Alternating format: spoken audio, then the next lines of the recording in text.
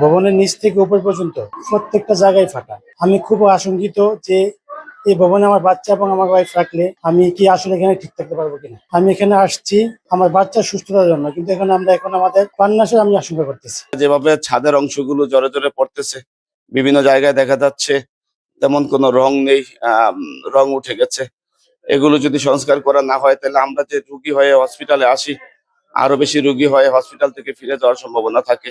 1 সপ্তাহ ধরে হসপিটালে ভর্তি, রিক্সে থাকি সবসময়। ছাদের উপরে ফাটা, ভাঙ্গা ছাদ, এই কারণে রিক্সে থাকি, শুয়ে থাকতে ভয় লাগে। আমাদের গায়ে অনেক সময় রুগীদের সেবা দিতে গেলে আমাদের গায়েও ভেঙে পড়তেছে।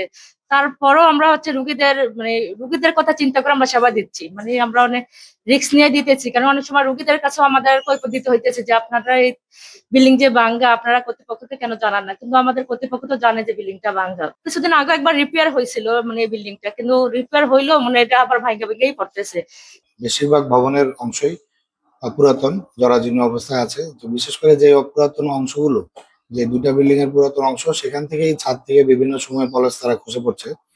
তো আমরা এর মধ্যে গত 5-6 বছর ধরে এই খসে পড়া অবস্থাটা চলছে।